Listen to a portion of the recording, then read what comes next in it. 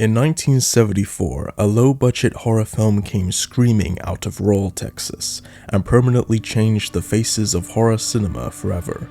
It wasn't about vampires or haunted houses, it was about a family of cannibals, a rusty chainsaw, and the kind of sweaty, sun-baked nightmare that felt too real to be just a movie.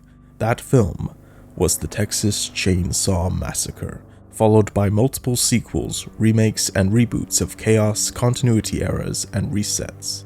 From Tobe Hooper's gritty original to the black comedy of Part 2 to Platinum Doom's grimmy 2000s reboot, all the way to the latest reboot attempt by Netflix, we'll look at how the character of Leatherface evolved and why this family of cannibals just can't seem to stay dead, and whether the franchise has managed to stay scary or has just become a bloody mess of continuity and retcons. The saga begins in 1974 with Tobe Hooper's original. Filmed on a virtually non-existent budget, its shoot was famously brutal, with many of the cast and crew having to work in the sweltering Texas heat. The old farmhouse set dressed with animal bones and blood had begun to stink in the broiling Texas air, making crew members literally vomit between takes.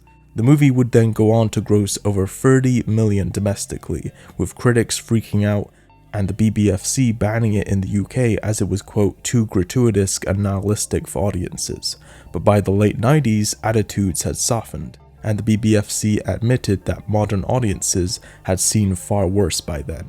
But despite the film being banned in many areas for years, it still became an infamous horror classic, mentioned in the same breath as Psycho and Halloween. Essentially the first of the 1970s slashers, it invented several tropes, such as the hulking mask-wearing killer who uses power tools as weapons. A film that truly defined the genre, with Leatherface becoming a horror movie icon. Then, 13 years later, a sequel finally came to fruition with Texas Chainsaw Massacre Part 2, released in 1986, which upped the ante on neon gore and dark humor. Director Tobe Hooper teamed with writer Kit Carson and makeup effects guru Tom Savini to turn Chainsaw into a full-blown black comedy. Gone was the gritty based on a true story vibe. Instead, Hooper enlisted the likes of Dennis Hopper, Caroline Williams, and Bill Moseley for a cartoonishly homicidal romp. The movie only made about $8 million on a $4 million budget, but since its release, the film has gained a large cult following, with many holding it in the same regard as the first. The series then moved to New Line Cinema for Leatherface: The Texas Chainsaw Massacre 3, a somewhat hastily made production that was the first of the franchise without the involvement of Tobe Hooper. Unlike Part 2, the film was a return to the more straightforward slasher approach, with a more gritty and violent tone.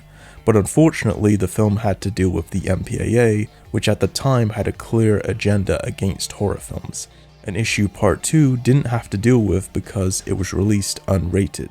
The film had to be resubmitted so many times that it actually missed its original November 1989 release date, and ultimately didn't come out until January of 1990, where it only grossed a disappointing $5 million.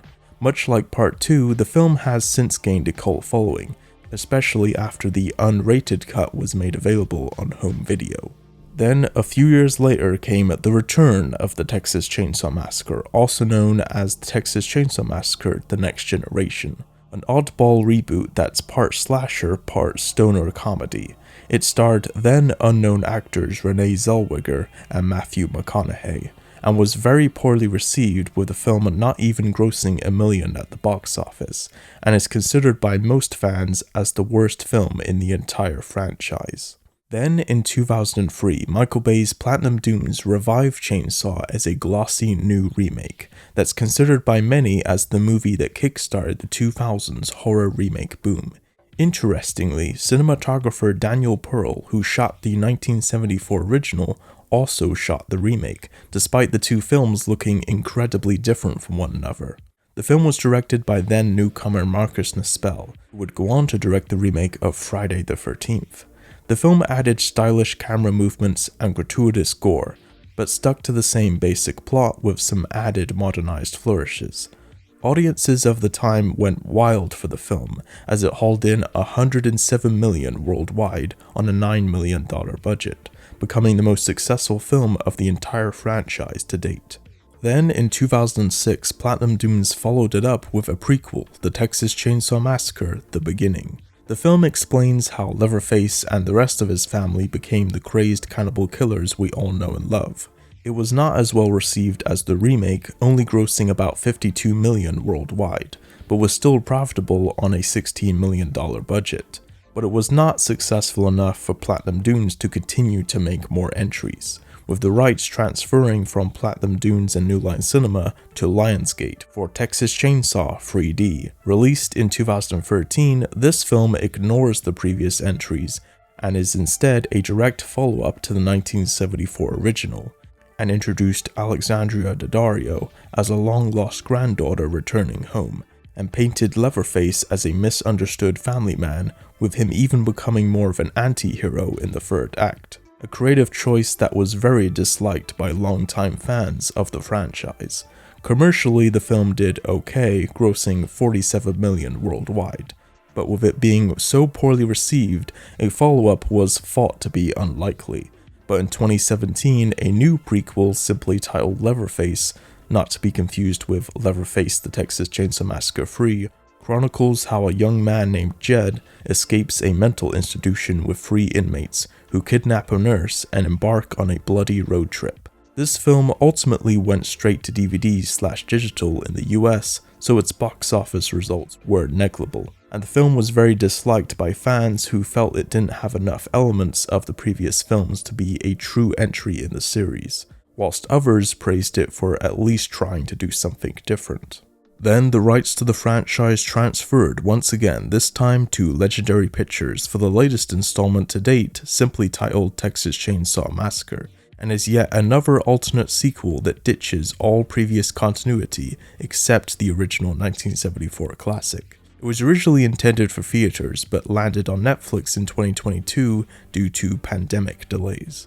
It follows a group of young urbanites, including 2 social media sisters, and the return of Sally Hardesty, the sole survivor of the 1974 original.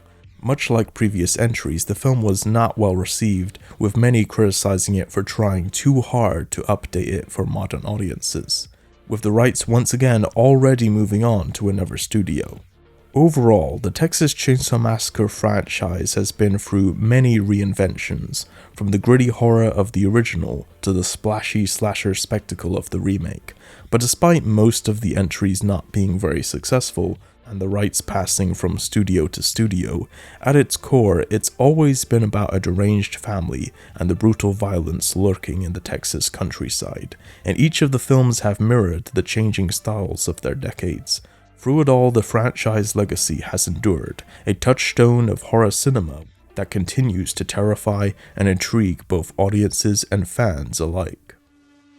Thanks for watching this retrospective video. Be sure to subscribe for more videos. Until next time, be sure to consume as much entertainment as humanly possible, and I'll see you in the next video.